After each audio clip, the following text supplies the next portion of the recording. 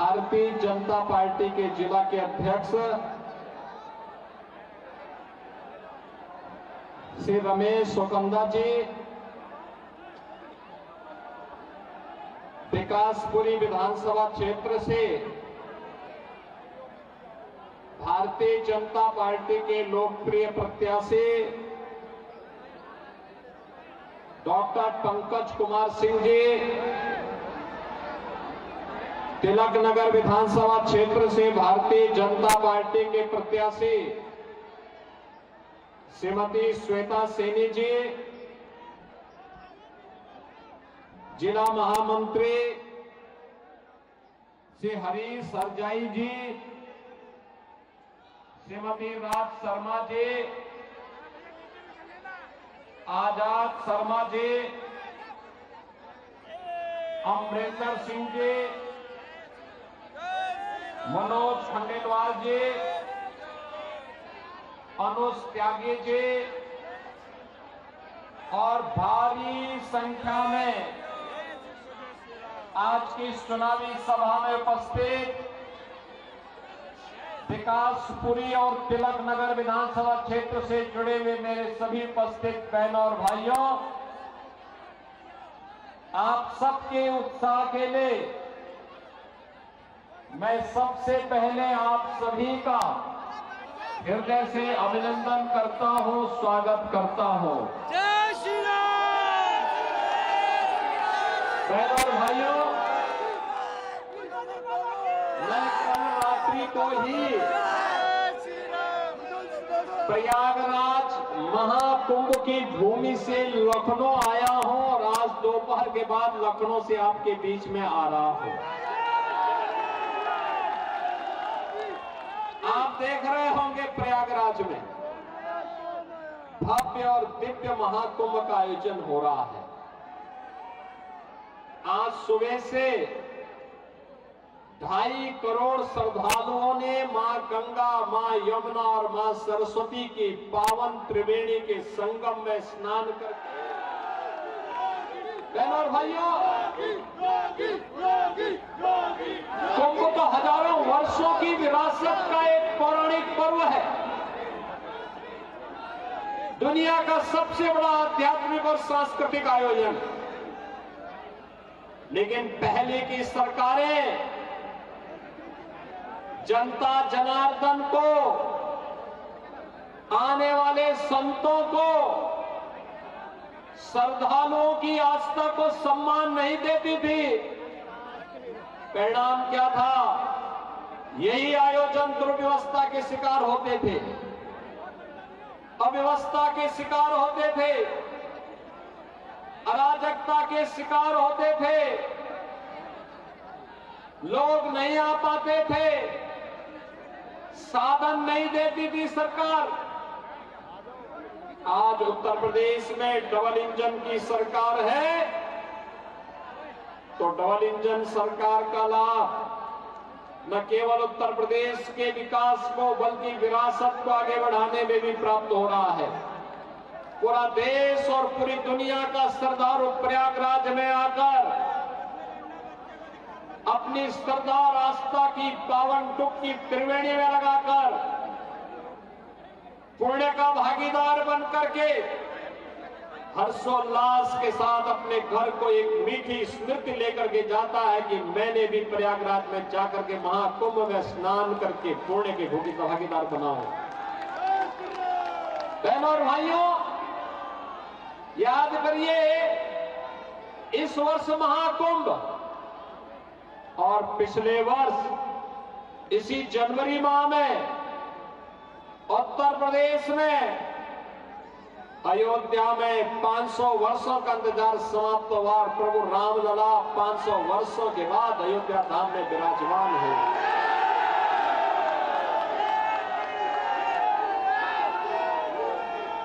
चाहे वो अयोध्या में रामलला का विराजमान होने का हो,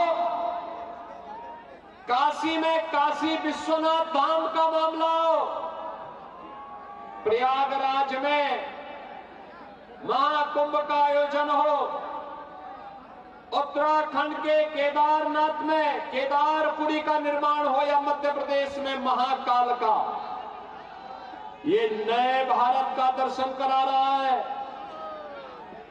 जहां जहां पे भाजपा की राज्य सरकारें हैं, प्रधानमंत्री मोदी जी के विजन को जिसने भी जमीनी धरातल पर उतारा है, वह यश का भागीदार भी बना है और अपार श्रद्धा को सम्मान देने के कारण पुण्य का भागीदार भी बना है और उसका लाभ जनता जनार्दन को भी प्राप्त हुआ है।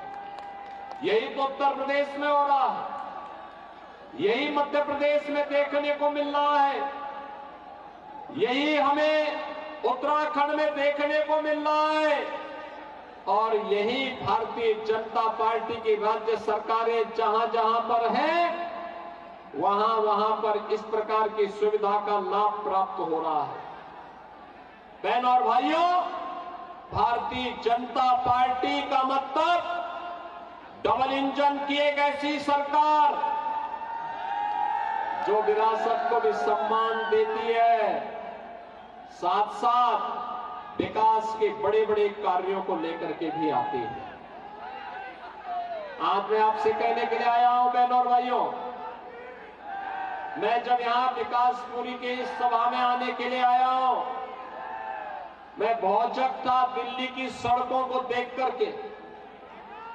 सड़क में गड्ढा है या गड्ढे में सड़क है, हमें नहीं पता लग रहा था, इसीलिए मुझे आने में लेट हुआ।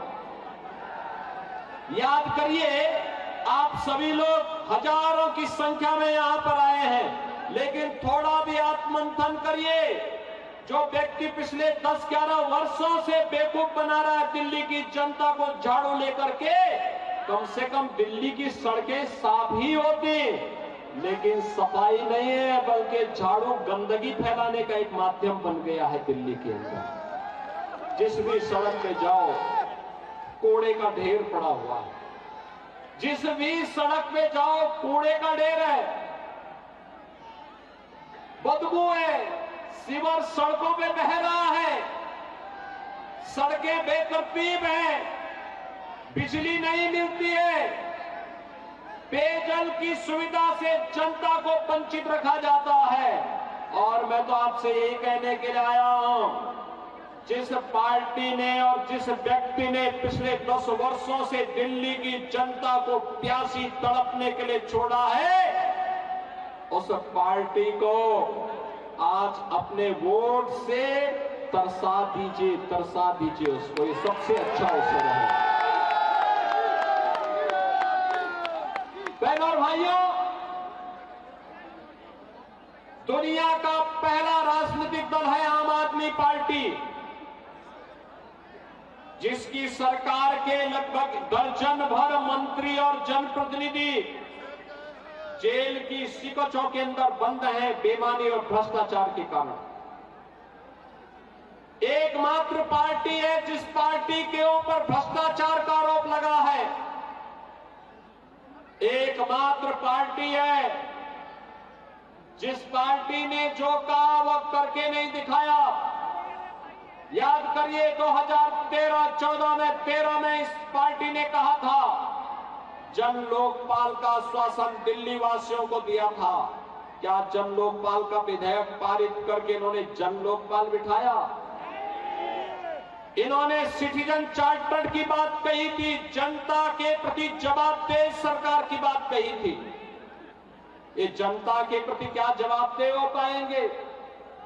ये तो जनता के हकों पे डकैती डालने वाले लोग हो गए। इन लोगों ने डकैती डाली है, सरेआम डकैती डाली है। बहनों और भाइयों, मैं पिछली बार जब आया था दिल्ली में, तब मैंने कहा था, बार बार कहा था, तब मैंने कहा था कि केजरीवाल जी, मैं तो अपनी पूरी मंत्री परिषद के साथ जाकर के मैंने प्रयागराज में मां गंगा, मां यमुना और मां सरस्वती की त्रिवेणी के संगम में जाकर के डुबकी लगा करके हमारा पूरा मंत्रिमंडल तो पुणे का भागीदार बना है। हमने उत्तर प्रदेश के विकास की एक नई कार्य योजना भी वहां स्वीकृत की।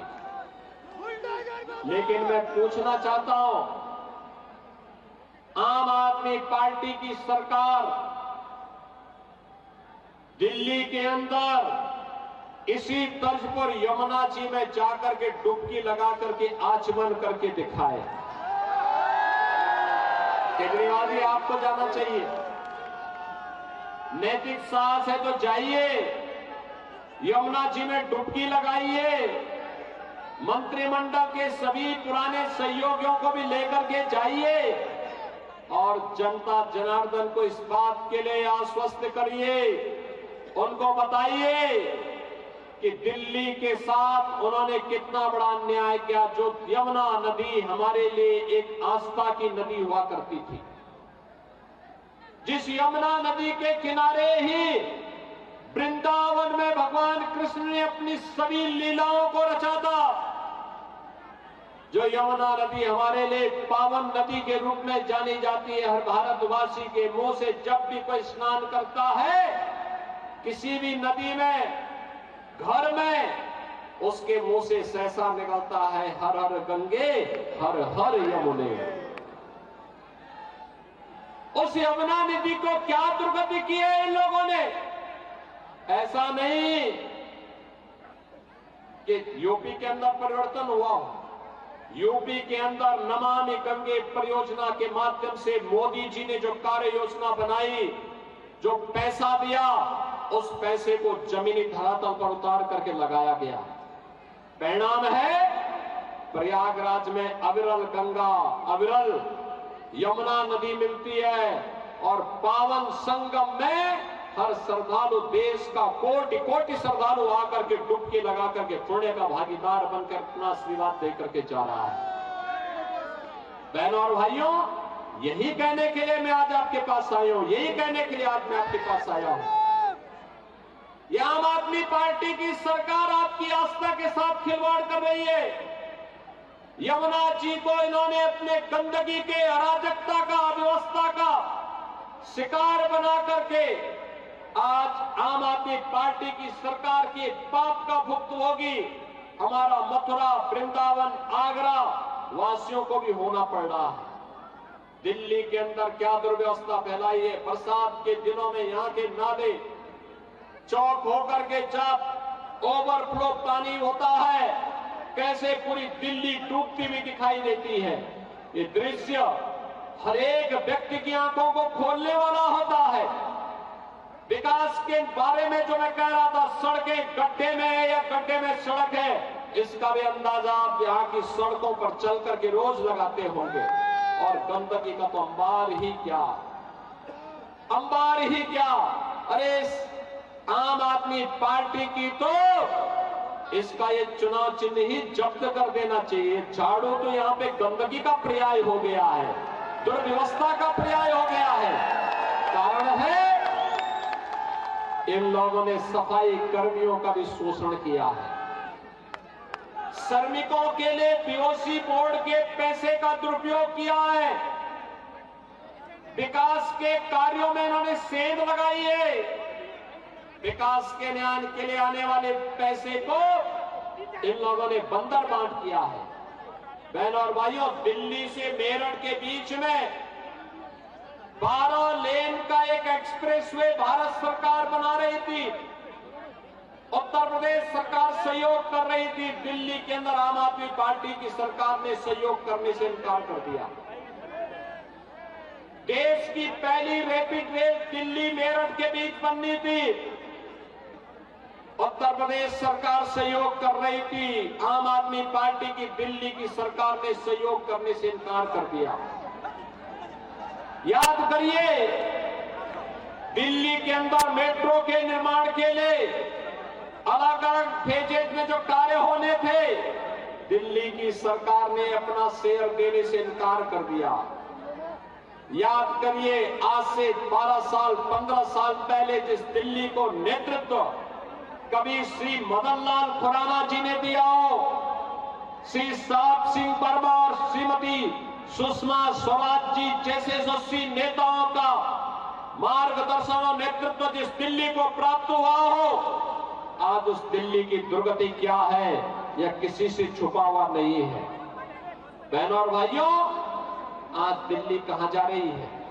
वह समय था जब दुनिया दिल्ली को देखने के लिए आती थी, पूरा देश दिल्ली बसने के लिए आता था।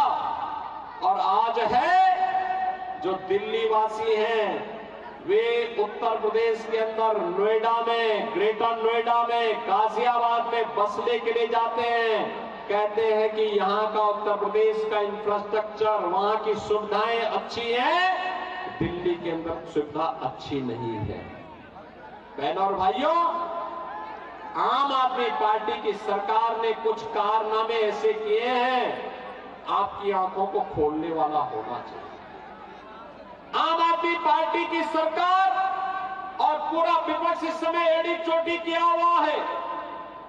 ये लोग, इन्होंने 10 वर्ष में काम किए, आम आदमी पार्टी के जनप्रतिनिधियों को, उनके पदाधिकारियों को आधार बनाने का लाइसेंस दे दिया।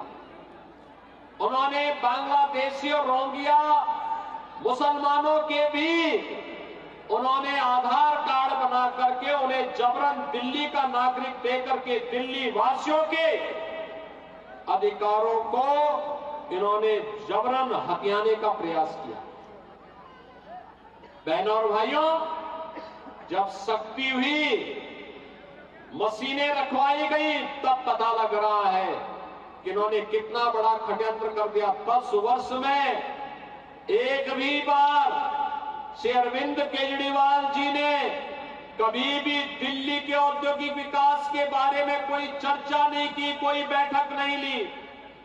कितने युवाओं को नया रोजगार मिल रहा है, इसके बारे में कभी कोई रिव्यू नहीं किया। एक भी नया उद्योग नहीं आ पाया दिल्ली में, जबकि ओखला यहां का औद्योगिक नगर था।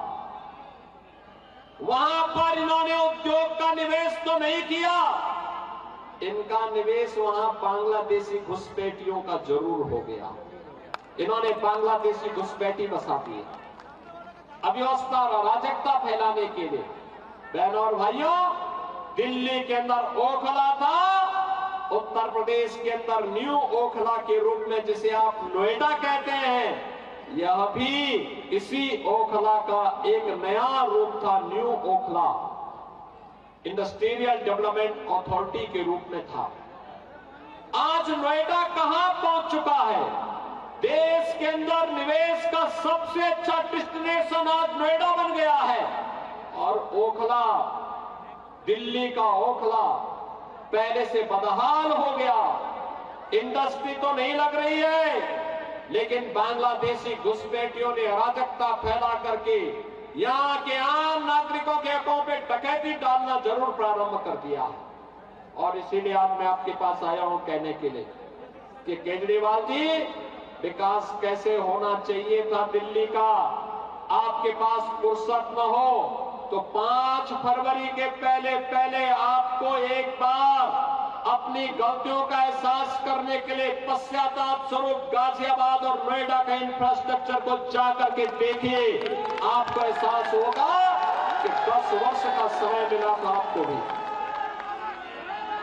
10 वर्ष का समय मिला था। इन 10 वर्षों में दिल्ली के अंदर आप भी कुछ कर सकते थे। यह तय है कि 5 फरवरी के बाद जब यहां पर 8 फरवरी को परिणाम आएंगे, तब आम आदमी पार्टी की सरकार दिल्ली के अंदर विदा हो चुकी होगी। इसका फैसला 5 फरवरी को दिल्ली की जनता जनार्दन कर देगी। आपके लोगों ने, केजरीवाल जी, आपके लोगों ने दिल्ली के अंदर शराब घोटाला तो किया ही, भूमि घोटाला भी किया ही, भ्रष्टाचार के कीर्तिमान भी स्थापित किए और श्रमिकों के हकों पर भी डकैती डालने का काम किया। बीओसी बोर्ड में सेस का जो पैसा है, ये श्रमिकों के वेलफेयर में खर्च होना चाहिए। इन्होंने सैकड़ों करोड़ बांट दिए और जब उसकी जांच हुई, ऑडिट होता है, तो पता लगता है कि ये पैसा तो आम आदमी पार्टी के वर्कर को बांटा गया है, ये किसी श्रमिक को नहीं बांटा गया है। बहनों और भाइयों, श्रमिकों का पैसा आम आदमी पार्टी के कार्यकर्ताओं को खैरात की तरह बांटेंगे? आपको जाके देखना चाहिए। अरविंद केजरीवाल जी, जाइए उत्तर प्रदेश में, जाइए अटल आवासीय विद्यालय वर्ल्ड क्लास इंफ्रास्ट्रक्चर के रूप में, वर्ल्ड क्लास इंफ्रास्ट्रक्चर के रूप में बीओसी बोर्ड में रजिस्टर्ड श्रमिकों के बच्चों और कोविड कालखंड में निराश्रित हुए बच्चों के लिए वे विद्यालय बने हुए हैं। उत्तर प्रदेश के अंदर सभी कमिश्नरी मुख्यालयों में वे विद्यालय बन करके वर्तमान में चल रहे हैं। और अत्याधुनिक शिक्षा की सुविधा का मॉडल कैसे होना चाहिए, वो एक मॉडल है। जाकर के देखेंगे तो अपने कृत्यों पर पश्चाताप करोगे, दिल्ली की जनता से माफी मांगोगे। ये लोग वक्फ माफिया को प्रश्रय देने वाले लोग हैं। इन्होंने वक्फ बोर्ड के नाम पर कैसे संरक्षण देने का काम किया है। आज भारतीय जनता पार्टी की केंद्र में मोदी जी के नेतृत्व की सरकार है। ये सरकार जो कहती है करके दिखाती है। मोदी जी ने कहा था कि कश्मीर में धारा 370 हटाएंगे, हटा दिया। कभी भारतीय जनता पार्टी और जनसंघ के कार्यकर्ता नारा लगाया करते थे, जहां हुए बलिदान मुखर्जी, वह कश्मीर हमारा है, और उसको हकीकत में बदलने का काम किया है मोदी जी के नेतृत्व की भारतीय जनता पार्टी की केंद्र की सरकार ने। बहनों और भाइयों, हमने कहा था संवैधानिक दायरे में रहकर के अयोध्या में राम मंदिर के विवाद का समाधान करेंगे। आज अयोध्या में भव्य और दिव्य राम मंदिर का निर्माण का कार्य पूरा हो गया, रामलला विराजमान हो गए हैं। हमने कहा था विरासत और विकास का अद्भुत संगम भारतीय जनता पार्टी की सरकारें देंगी, उसको मोदी जी के नेतृत्व में दिया। भारतीय जनता पार्टी ने कहा कि हम बाबा साहब भीमराव अंबेडकर के सपनों का भारत बनाएंगे, बिना भेदभाव के हर गरीब को, हर वंचित को, हर दलित को, हर महिला को, हर नौजवान को उसका हक दिलाने का काम करेंगे। और मोदी जी के नेतृत्व में 4 करोड़ गरीबों के लिए आवास बने, 10 करोड़ गरीबों के घर में एलपीजी का फ्री का सिलेंडर पहुंचा। बहनों और भाइयों, 12 करोड़ किसानों को किसान सम्मान निधि का लाभ मिला, 12 करोड़ गरीबों के घर में शौचालय बने, 50 करोड़ गरीबों को आयुष्मान भारत की सुविधा का लाभ मुफ्त में उपचार के लिए मिल रहा है। और अब तो मोदी जी ने यह भी घोषणा कर दी है और उसको लागू भी कर दिया है कि 70 वर्ष से ऊपर के प्रत्येक बुजुर्ग को, प्रत्येक वृद्धजन को मुफ्त में प्रतिवर्ष 5 लाख की उपचार की सुविधा उपलब्ध करवाएंगे, बिना भेदभाव के उपलब्ध करवाएंगे। मोदी जी के नेतृत्व में भारतीय जनता पार्टी की सरकार देश के अंदर 80 करोड़ लोगों को फ्री में राशन की सुविधा का लाभ दे रही है। ये सबका साथ और सबके विकास के भाव के साथ है। भारतीय जनता पार्टी जो कहती है वो करके दिखाती है। भारतीय जनता पार्टी ने जो कहा है कि वक्त के माफिया को भी शिकंजा कसेंगे, वह शिकंजा कसने की बात सामने आ गई है। सरकारी प्रॉपर्टी तो गरीबों के आवास के लिए बनेंगे, गरीबों को पट्टा वितरण देने के लिए उपयोग में होंगी, हॉस्पिटल और विद्यालय बनाने के लिए, उद्योग के निर्माण के लिए होगा। ऐसा नहीं ये सिलसिला बंद हो जाएगा कि जहां रुमाल रखो वही वक्त की प्रॉपर्टी हो गई। हमारी सिलसिला बंद हो गया। इसमें लगाम लगने वाला है और इसीलिए तो बौखलाहट है आम आदमी पार्टी और कांग्रेस में। दोनों को चिंता दिल्ली की नहीं है, दोनों को चिंता तो भाईजान को अवैध जमीन माफिया के रूप में कब्जा कराने की जो प्रवृत्ति थी उस पर लगने वाले अंकुश से है। इनकी परेशानी भाईजान के सामने आने वाला संकट है।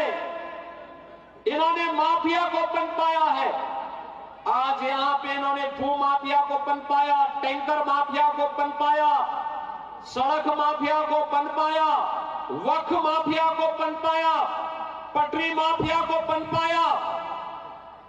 हर एक प्रकार के माफिया को, प्रवृत्ति को, कि दुष्प्रवृत्ति को आगे बढ़ा करके इन्होंने अपने राजनीतिक उल्लू को सीधा किया है। यहां तक कि दिल्ली के अंदर उत्तर प्रदेश सरकार की भी लैंड थी, सिंचाई विभाग की बड़ी लैंड है, हजारों एकड़ लैंड है, और अचानक आम आदमी पार्टी की सरकार बनी। इनका ओखला का विधायक वहां पर कुछ लोगों को जबरन वहां पे कब्जा कराने लग गया। बांग्लादेशी घुसपैठिए थे। हमने एक दो बार अनुरोध किया कि भाई ये कब्जा मत कराओ, लेकिन जब ये लोग नहीं माने, अंततः मुझे उत्तर प्रदेश से पीएसी फोर्स भेजनी पड़ी और बुलडोजर भी भेजना पड़ा, उन सबको जाना पड़ा, अपनी जमीन को वापस कब्जा लिया। मैंने कहा दिल्ली के अंदर विकास के लिए जमीन चाहिए, उत्तर प्रदेश सरकार देगी, लेकिन बांग्लादेशी घुसपैठियों के लिए और वक्फ माफिया के नाम पर कब्जा करने के लिए 1 इंच जमीन नहीं देने वाले हैं। और इसीलिए बहनों और भाइयों, आज मैं आपसे कहने के लिए आया हूं कि भारतीय जनता पार्टी की डबल इंजन की सरकार दिल्ली के अंदर बने। दिल्ली के अंदर भारतीय जनता पार्टी की डबल इंजन की सरकार बने। जिन बुनियादी सुविधाओं से आपको वंचित किया गया है, सड़क से, बिजली से, पानी से, पार्क से, सीवर लाइन से, इन सुविधाओं को आच्छादन हो, ये सुविधाएं यहां के लोगों को प्राप्त हो, एक गरीब की झोपड़ी में उसका पक्का मकान बन जाए, इसके लिए मोदी जी के नेतृत्व में डबल इंजन की सरकार कार्य करे। दिल्ली का विकास होगा, हर स्ट्रीट वेंडर को स्वनिधि का लाभ मिले, हर दिल्ली वासी को आयुष्मान भारत की सुविधा का लाभ मिले, हर महिला को यहां पर उस सुविधा का लाभ मिले जो भारतीय जनता पार्टी की राज्य सरकारों में मिल रहा है। और इस दृष्टि से आज हम सब आपके पास आए हैं। बहनों और भाइयों, भारतीय जनता पार्टी ने इसी के लिए डॉक्टर पंकज कुमार सिंह को विकासपुरी से और श्रीमती श्वेता सैनी को तिलक नगर से अपना प्रत्याशी बनाकर के आपके बीच उतारा। इन दोनों प्रत्याशियों को आपका आशीर्वाद प्राप्त होगा। दोनों प्रत्याशियों को आशीर्वाद प्राप्त होगा। घर घर जाएंगे। 5 फरवरी को वोट पड़ने के दिन घर घर में इससे पहले जाकर के आम आदमी पार्टी और कांग्रेस की अनैतिक और अराजक गतिविधियों का पर्दाफाश करेंगे। दिल्ली को बचाने के लिए, जन सुविधाओं से आच्छादन करने के लिए, फिर से कमल खिलाने के इस अभियान का हिस्सेदार बनेंगे। विरासत और विकास की, सुरक्षा और समृद्धि की भारतीय जनता पार्टी की डबल इंजन सरकार के लिए आगे बढ़ेंगे। तो फिर मेरे साथ दोनों हाथ उठा करके बोलेंगे, दोनों हाथ उठाइए, जहां तक मेरी आवाज जा रही है, दोनों हाथ उठा करके बोलेंगे, भारत माता की, भारत माता की, भारत माता की जय श्री राम, जय जय श्री राम।